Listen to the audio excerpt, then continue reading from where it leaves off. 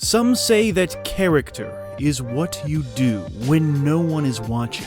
Well, Steve Buscemi, the acclaimed character actor, showed us all his true character on September 11th, 2001, when he reported to Ground Zero and worked with his old unit, Engine Company 55 in Manhattan.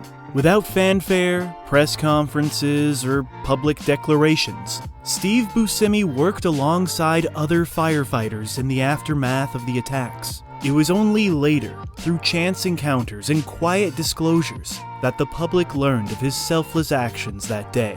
And so, it is fitting that Buscemi, a man of character, is best known for his character actor work, bringing depth, nuance, and complexity to the roles he played on screen, just as he brought courage, compassion, and humility to his work on and after that fateful day in 2001.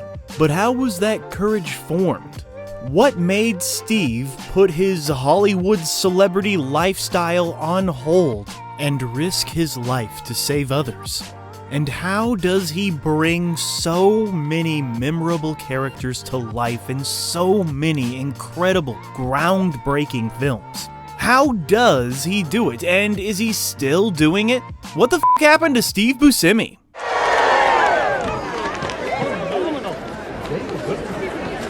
Woo! Hey, come on. Woo! But to truly understand what the f*** happened to Steve Buscemi, we must begin at the beginning, and the beginning began when he was born on his birthday, 1957, Brooklyn, New York. And as you know, before pursuing a career in acting, Steve Buscemi served as a firefighter with the New York City Fire Department from 1980 to 1984. He worked at Engine Company 55 in Manhattan's Little Italy. Steve's experience as a firefighter has had a lasting impact on his life and his work, and he has often spoken about the camaraderie and the sense of purpose it gave him. After leaving the New York City Fire Department, Steve Buscemi began taking acting classes and landed his first film role in 1985 with a comedy called The Way It Is. Because of his acting skills and his unique face, many people were interested in what this young actor was able to do. And yes, this man, he was certainly blessed by God with unconventional facial features, which at one time looked exactly like Angelina Jolie. Just saying. In the 1986 film Parting Glances, Steve has a supporting role in this drama about a group of gay friends in New York City. While not a major role, it did showcase Steve's ability to inhabit characters on the fringes of society. Is this a good one? It's fabulous. Fabulous? He could also be seen in an episode of Miami Vice. The following year, in 1987's Kiss Daddy Goodnight, Steve portrayed Johnny, further demonstrating his versatility in smaller roles. And then, in 1989, Steve was able to work alongside master filmmaker Jim Jarmusch, and formed a wonderful working relationship. Steve plays Charlie the Barber in the movie Mystery Train. And yeah, this Jim Jarmusch anthology film allowed Steve to showcase his talent for bringing depth and nuance to eccentric characters, a skill that would become a hallmark of his career.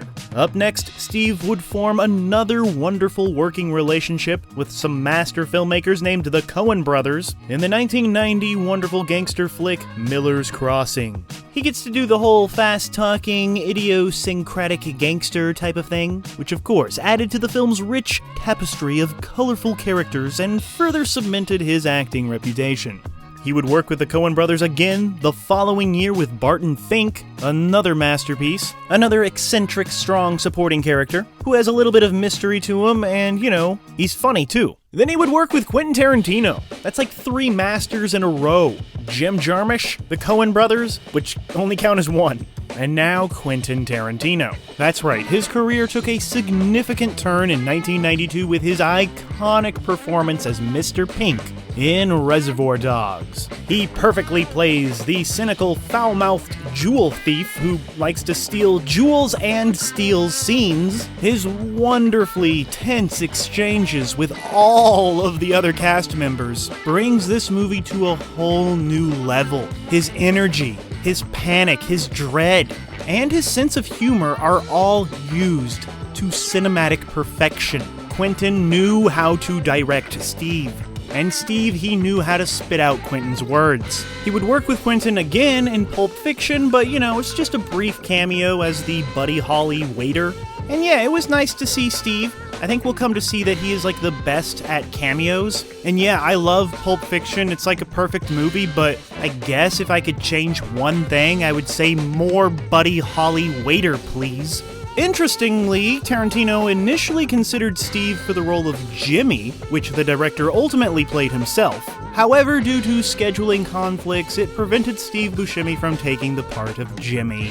Those stupid schedules. So yeah, the ultimate movie question is, would Mr. Pink tip Buddy Holly? Comment your comment in the comments. The person with the best comment gets a $5 milkshake, which actually kind of sounds like a good deal now. Before we continue with our video, here's a reminder to click the Store tab on any of our JoBlo channels and browse our collection of the latest and freshest designs in our merch store.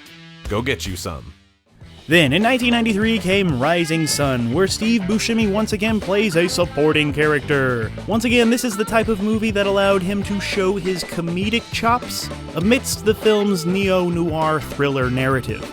Then the next year, Steve threw us all for a loop, fully embracing comedy and fully embracing rock and roll in Airheads. Steve, alongside Brendan Fraser and his buddy Adam Sandler, totally rock your movie mind in the most hilarious way possible in this movie Airheads. He's so believable in this, and so hilarious. It's one of those movies that was constantly playing on Comedy Central back in the day, and you always had to sit down and watch it. He would then do another Coen cameo in the movie Hudsucker Proxy, because he's the go-to actor for offbeat characters, right? Well, director Robert Rodriguez certainly thought so, and he had Steve join the cast of Desperado in another memorable role. Fittingly, a character named Buscemi, which sometimes people say Buscemi, but like Steve, he says Buscemi, I think, so Boo.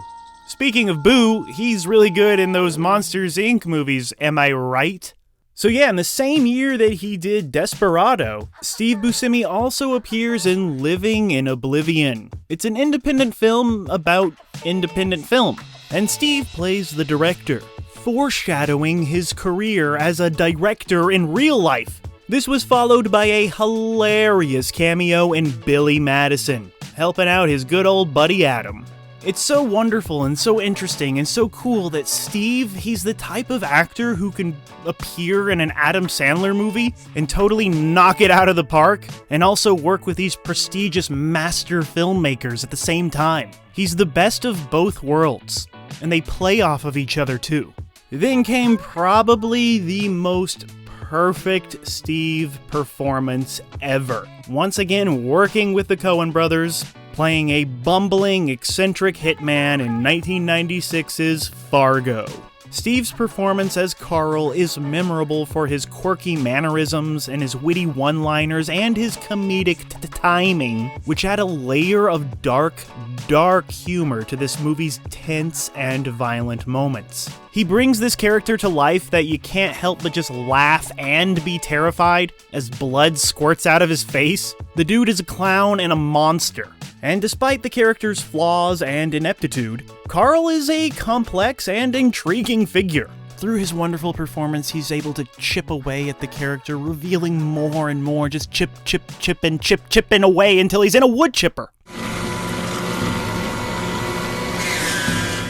At this point in his career, Steve could do no wrong. He was delivering us fabulous performances that made us laugh, made us cry, made us think.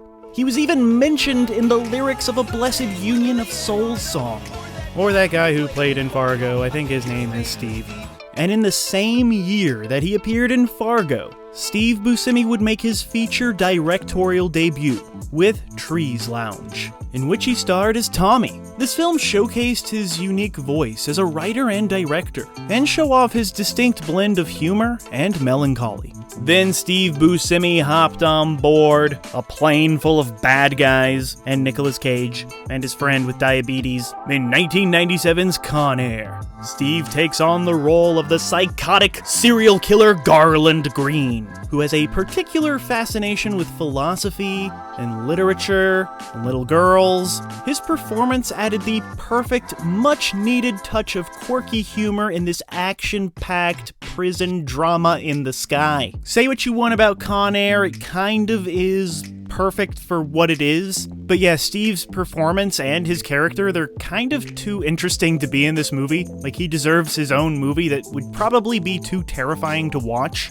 But what can I say? I love that Steve is in this movie. Then he would jump off that plane and jump right back into another Coen Brothers movie, another frickin' masterpiece, The Big Lebowski. Steve plays Donnie in this 1998 hilarious comedy. This character is more, soft-spoken and even more pathetic than usual, was able to show off his range a bit, but still stayed true to the type of characters that, the Coens like to cast him in. This is one of his most iconic and beloved performances, and we all still shed a tear every time we see a coffee can. But yeah, if you want a masterclass of scene stealing, study Steve in The Big Lebowski. He's surrounded by the most talented actors out there, and they're both screaming their heads off with some of the most wonderful dialogue ever written. Yet somehow you're always able to also pay attention to Donnie. That right there, that's the best type of acting there is. And the other type of best kind of acting there is whatever the hell Steve Buscemi's doing when he appears in an Adam Sandler movie. Just look at him here in The Wedding Singer, frickin' comedy gold. And this came out in 1998, the same year as The Big Lebowski. And you know what else came out in that same year of 1998? Motherfucking Armageddon, which is arguably the greatest movie ever made because it helped inspire the creation of JoBlo.com, just saying. But yeah, Steve plays the character of Rockhound, and just like what he did with Con Air, he is a hilarious scene stealer surrounded by a bunch of frickin' awesome action, Michael Bay perfection. His performance brought a much-needed dose of humor and levity to this high-stakes premise. Steve has wonderful chemistry with everyone in this cast. Bruce Willis, Ben Affleck, that stripper. I think Steve has chemistry with everyone in the world, which is probably why he saved the world. Thanks, Steve. Just like that asteroid in Armageddon, Steve, he would not slow down. He would keep popping up in Adam Sandler movies and being the funniest thing about them, like Mr. Deeds and Big Daddy.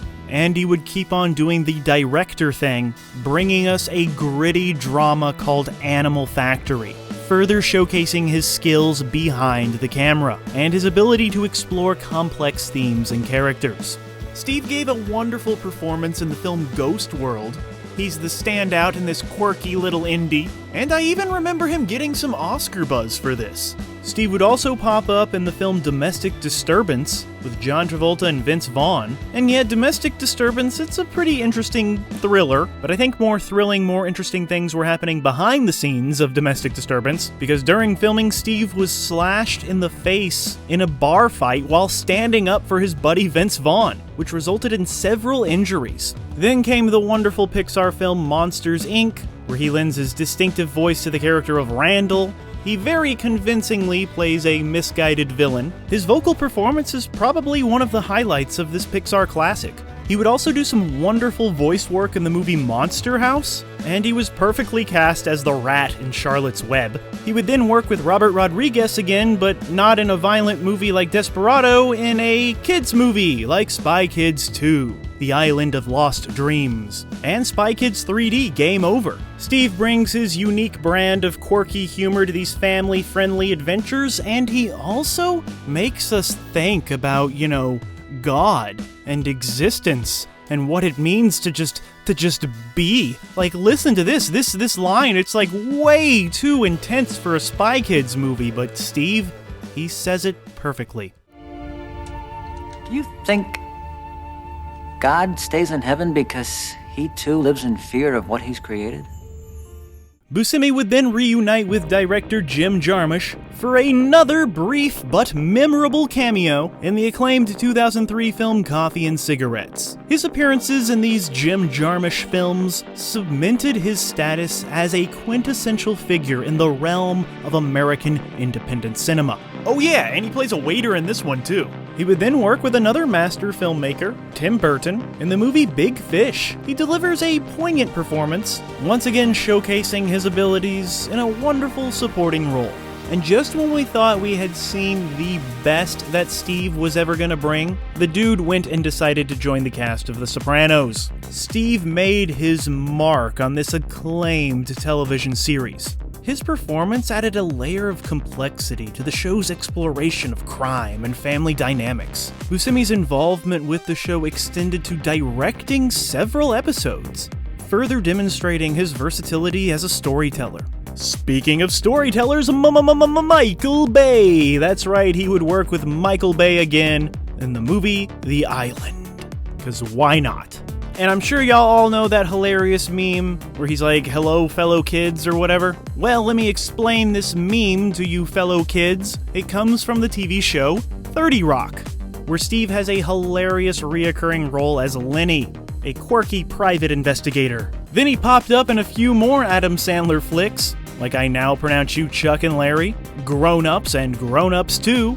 And yeah, say what you want about these Adam Sandler films, but they absolutely let Steve Buscemi go bonkers and allow him absolute freedom as an artist. Sometimes you gotta be smart to be stupid. But then Steve was really smart when he decided to star in the period crime drama Boardwalk Empire, where he perfectly portrays the gangster Nucky Thompson. So yeah, just when we thought he couldn't get any better in The Sopranos, he goes and delivers us some Boardwalk Empire, which is a tour de force performance. This earned him critical acclaim and numerous awards. Steve delivered a nuanced and layered performance that showcased his range as an actor and his ability to anchor a prestige television series. Boardwalk Empire, it's one of the best shows ever made. Watch it on HBO, which is now called Max, because they said so. And I guess he had a fun time doing the funny show 30 Rock because he would do another funny show, Portlandia, playing a variety of eccentric characters and even directing several episodes. This collaboration allowed him to further flex his creative muscles and, indulge in that offbeat humor that Steve is just so wonderful at slapping us in the face with. He would do another Adam Sandler movie and another wonderful vocal performance when he played a lovable werewolf in the movies Hotel Transylvania, Hotel Transylvania 2, Hotel Transylvania 3 Summer Vacation, and I'm sure there's more to come because they'll never stop. But then we were suddenly reminded that not everything Steve Buscemi did was, good or even funny. He appears alongside Steve Carell and Jim Carrey in the unfunny flop The Incredible Burt Wonderstone, which on paper sounds like it should be funny, sounds like it should have been a hit. You got this wonderful cast, should have been comedy gold, but it was comedy not gold. And he would pop up in yet another Adam Sandler flick, The Ridiculous Six. But he was not done delivering us some prestige cinema. No. In 2017, Steve Buscemi, he delivered a standout performance in the satirical dark comedy The Death of Stalin. His portrayal of this Soviet leader was equal parts hilarious and chilling, once again showcasing his ability to balance humor and drama. And as an artistic choice, the director made sure nobody does a Russian accent, and I don't know, somehow it just works. Sometimes movies about death and history and the Soviets can be fun. And sometimes I think God, he just wants us to have fun. Speaking of God, in 2019, Steve Buscemi would become God. He would take on the role of God in the quirky comedy series Miracle Workers. And Steve's involvement as a director of several episodes allowed him to put his unique stamp on the project. And then something absolutely horribly tragic happened to Steve that he understandably doesn't talk about. We even debated talking about this, but it's a major part of his life and might help us understand him a little bit. In 2019, Steve Buscemi's beloved wife, she passed away. and I'm sure it just broke him as a human being. I'm not sure how it has affected how he's approaching his career, but we just want to say we feel for you, Steve, we love you, and may she rest in peace. And there's really not a good way to segue from that, especially with his next film, which was titled The Dead Don't Die. It's honestly one of the strangest films I've ever seen, and I think I hate it. I think it's like the worst thing I've ever seen, but it also fascinates me. Let me explain. In 2019, Steve Buscemi teamed up again, reunited with his longtime artistic collaborator, master filmmaker Jim Jarmusch. They got together and gathered all of Jim's best actor friends and made a comedy about zombies called The Dead Don't Die. It's a satirical take on the horror genre, and of course Steve is wonderful in it. But this movie, The Dead Don't Die, I have no idea how it came out of Jim Jarmusch. It feels like they think they're the first people to ever make fun of zombies, and it's just so deadpan that it's dead. But this right here, this movie, The Dead Don't Die, it is the perfect example of how a master filmmaker with a wonderful ensemble cast can still produce shite. Like, honestly, Jim Jarmusch's The Dead Don't Die, it's so bad that I would rather watch Adam Sandler's Hubie Halloween. For real, Hubie Halloween is pretty good. It's way better than it needs to be, and Steve, he plays Walter, another supporting role that allows him to showcase his comedic talents, once again being the funniest part of an Adam Sandler movie. Oh, that's a good roommate. Yes. Who's a good one? Yes, you are. But yeah, Steve, he doesn't seem to be done yet. Looking ahead at Steve's career, at his filmography, he's got a lot of exciting projects on the horizon. He's going to work with Tim Burton again in the highly anticipated Wednesday Season 2. He's got a movie about a serial killer coming up, and he's supposed to appear in Transformers 1. Good for him. Go, Steve, go. Throughout his illustrious career, Steve Buscemi has consistently demonstrated an uncanny ability to breathe life into eccentric, offbeat, and often darkly humorous characters. From his breakout role as Mr. Pink to his tour de force performance as Nucky, Steve has carved out a unique niche for himself as a character actor and a masterful leading man, and a skilled director, and a funny cartoon voice, and a friend of Adam. And in addition to his career in film and television, he's also made significant contributions off-screen. He's very committed to charities and non-profit organizations that provide mental health and wellness services for active and retired firefighters and their families. His commitment to this cause is a testament to his character and his dedication to giving back to the community, further solidifying his legacy as not just a talented actor or director, but just a compassionate and caring individual. You know, he uses his celebrity for good. He's just one of the good guys, you know? And it's all the more baffling and tragic when we recently learned that Steve was attacked while walking down the street in New York City on May 8th, 2014. He was taken to a hospital and treated for bruising, swelling, and bleeding to his left eye after getting punched. The cowardly suspect was identified by authorities, but as of right now, I believe he's still at large. Let's check on that real quick. Oh no, they got him. Good. This disgusting incident is part of a disturbing trend in New York City, where there have been at least 12 reported incidents of people being randomly attacked over the preceding weeks. This happened to Rick Moranis too. Another good guy. What the f***? It's news because everybody knows who Steve Buscemi is, but there are way worse crimes going on. But on a more uplifting note, whether stealing scenes in ensemble comedies or anchoring prestige dramas, Steve Buscemi has left his mark on the entertainment industry. His ability to find humor and humanity in the most unlikely of places has endeared him to audiences and critics alike, cementing his legacy as a true original in the world of acting. So nobody should give a f*** about what the f*** happened to Steve Buscemi, because he's doing just fine.